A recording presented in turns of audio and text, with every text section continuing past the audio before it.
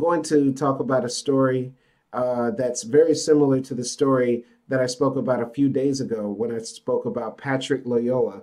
So, if you remember in that video, this young black man is pulled out of his car and then murdered by the police, shot in the back of the head in Grand Rapids, Michigan. Come to find out, Patrick was actually an African immigrant. He was from the Congo and he had recently come to the US. He was starting his life chasing the American dream, and he ended up, getting killed because of a misunderstanding because he didn't know much English. And the commands with the police officer didn't make much sense to him. And also, probably, there was a cultural misunderstanding because in many other parts of the world, you can have more, how can I say this, active interactions with the police than you can with American police. I've seen people literally shout and yell at police in their face in some of the countries I've been to, damn near get physical with them. And that's something that, as an American, you can almost never do, especially as a black person in America. That's probably the most dangerous thing you could ever do. But in many parts of the world, you can almost damn near slap a police person and get away with it. Anyway, that's Patrick's story is heartbreaking because he's a person who left a country that's often considered violent and not safe to come to the US for a better life. And he ended up dying in the streets like a dog. And I think the lesson there is that, for black people, no matter where we come from, African American, the US is not safe for us. And this story that I'm going to read is about how, in general, gun violence in America causes these tragedies to happen, which make our country more unsafe than any other country in the world. I would feel 10 times safer in most African nations than I would almost anywhere in the US because of the proliferation of handguns and other violent weapons. So I'm not going to babble on forever. Let's get to our story. It's titled Family Fled Violence of Sudan's Civil War, only to have sons gunned down in Armory Square. Updated on April 19th, 2022, 7:51 a.m. Originally published on April 18th. So the picture says Akok Lual, 24, was fatally shot in Armory Square in Syracuse on Saturday, April 16th, 2022. His brother Lual Lual, 22, was also shot but survived. Picture courtesy of Mary Lual, who I believe is his mother. This story was written by Riley Kirk. It's Syracuse, New York. Mary and Peter Lual decided to leave Sudan in 2000 to escape a year-long civil war that was destroying the African nation and left millions dead. They took their boys, Akok 7 and Lual 5, and made the treacherous trip to Egypt. The family lived in a refugee camp there for 5 years before moving to the United States. Mary and Peter Lual made a new life in Syracuse, working 3 jobs and buying a home. They joined a church and Peter became a deacon. Their family grew to 6 children. I want to pause right here and say, when I was living in Miami, I converted to Islam. I became a Muslim and I was very, very active as a Muslim. And a few years after my conversion, I was still living in the same apartment that I moved into in downtown. And this family moves in.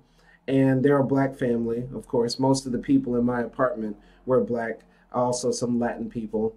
And this family was very odd because they were from Africa. And the man came with his wife and I believe 2 children, and they were from Somalia, but they were in a refugee camp in Kenya for about 7 years until they were able to get their asylum in the US, right? And this family was also Muslim too.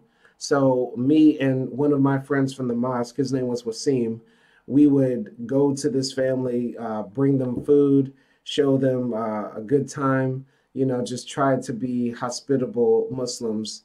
And that's something that I was into at the time. And I remember one of the last times that I cried for real, like from the heart, was when I went to go bring some food for this family. And this little boy, who was the son of the man, started reading Quran. And he was this little black boy. He had to be no more than 9 or 10 years old, and he was able to read the Quran, and he started reciting so beautifully. And I was sitting in this apartment in Miami, just listening to him, and I just literally started crying because it was so beautiful the way that he recited the Quran. And after everything that he went through, as a refugee in Kenya for many years, coming to the U.S. and not having much. But the reason this story touched me about Akok is because I wonder what happened to this family. And if they decide to stay in the U.S., being black people in the U.S., they're going to get that royal treatment of second class citizenship and have to deal with those issues. And I hope nothing happens to that little boy or his father or his mom and his brothers and sisters, because this story that as we read, I really makes me wonder what happened to that family. Anyway, on Friday night, the couple's lives were shattered when Akok Lual was shot on a crowded street in Armory Square, along with three other young men. Akok, 24, died at Upstate University Hospital. Lual, 22, is in fair condition as of Monday afternoon, according to hospital officials. No arrests have been made. So Lual lost his big brother, but he's able to survive, which is a blessing, but still, it's a tragedy. We come here to raise our kids, Mary said. We didn't come here to see them get killed. Mary and Peter Lual talked with Syracuse.com, the Post Standard, Monday afternoon in their Eastwood home. Akok dreamed of being a music producer one day, his parents said. For now, he worked at Lowe's in North Syracuse, they said. He was a funny man and often had his mother laughing. He didn't make me laugh like a mother, Mary said. He made me laugh like a sister. For Mary, Akok provided help navigating their new life in America. When she arrived, she didn't speak English. Akok would start school and help his mother with her English, she said. Akok, as an adult, was still helping her with things on the computer, such as paying bills, she said. He also would often drive her to and from work. Mary said she worked 16-hour days as a janitor at Syracuse University and Fowler High School to provide for the couple's 6 children. Her husband works as a janitor at Upstate University Hospital. Recognizing his parents' hard work, Akok wanted to start giving back to his parents, they said. Mary recalled how Akok said he wanted to fix up their house and in the future give her a good home.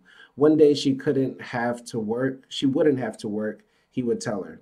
They said Akok was a hard worker and generous. He helped his 5 younger siblings, they said. He was well known in the Sudanese community, Mary said. If he saw someone walking, he would stop and offer them a ride, she said. On Friday night, Mary said she was cooking when Akok told her he was going out. He loved when she cooked traditional Sudanese food or American food like spaghetti and meatballs. Don't kill us, guys. We know spaghetti and meatballs isn't American, but we take all the foods and make it better. I'm joking. All right. The night she was cooking a couple of different dishes, she said. Akok and his brother Lual left the house together, she said. Akok said he didn't plan on being out long because he had work the next day and that he would be back for the food. He never came back to get it, she said. I don't believe it like a dream for me.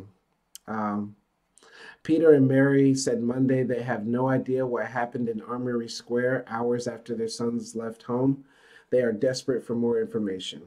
Why this person killed my son, Mary asked. You happy now? After you did that, you happy? All right. And if anybody doesn't know, this is an American tradition. Usually when somebody gets slaughtered in the streets, which happens too often due to the proliferation of guns, we often put teddy bears, candles, roses, balloons on the street corner where that person was killed. So these are set here as a memorial for Akok. So I want to end with this. I want to say rest in peace to Akok. Prayers to his family. I wish him paradise in the hereafter, if it is real. And I want to say some people are going to be saying, well, this is another example of black on black violence. And not to delve too much into that term and how it's racist and a dog whistle, but, gun violence in America knows no color. white and black people at a pretty similar rate hurt each other across different racial groups with the same weapons, right? Bullets have no names. And for people who want to say this is an example of the pathological violence that's exhibited by black men because you believe in these racist ideas that black men are naturally inherent and racist, please go to your Klan meeting. It is that way. We don't care what you have to say. Fuck you, suck a dick. Um, I want to say that gun violence in America is our biggest problem. It's the biggest disease. It prevents us from being a truly civilized and advanced nation and holding on to these archaic ideas that were written by slave owning founding fathers who didn't even view, a good portion of their population as even human. These are not the ideas that we need to keep in our Constitution. I say once and for all, abolish the Second Amendment, amend it, change it, get rid of it, okay? Because Akok would still be alive, probably, if his family stayed in Egypt or if they stayed in Sudan. Honestly, how often is this going to happen? Patrick Loyola came from the Congo. Many people think the Congo is dangerous, but he ended up getting shot like a dog in the streets of Michigan. Akok came from Sudan. Many people would say Sudan is dangerous, but this guy was killed in upstate New York, right? I believe this was a year ago or 2 years ago. There was this exchange student, this young girl who came from Pakistan just to go to high school in the US. And she was killed in a high school shooting, something a traditional American tradition, right? So this has to stop. The violence has to stop. And we as a society, as Americans, need to let go of this gun worshiping. It's insane. It's sick. And, you know, I, I'll stand on this and I'll debate anybody. If you love guns more than you love your fellow citizens, fuck you. You're not a real American. You don't really love America because you have no problem seeing our children die in the streets, with seeing your brothers and sisters get murdered in the streets. This shit doesn't happen in any other country in the world. This does not happen in France, Germany, the United Kingdom, Canada. You know what I mean? It doesn't happen in other places, but it happens in ours because when we see the barrel of a gun, we just want to fillet it. You really can't wait to just put that 9 millimeters barrel in your mouth and fillet it because you love the gun so much, So fuck anybody who's a gun nut. Fuck all gun owners actually in the U.S. All of you are the worst people. You make America a sick and disgusting place. And once again, rest in peace to Akok. Please end the violence. And that's where I'll end.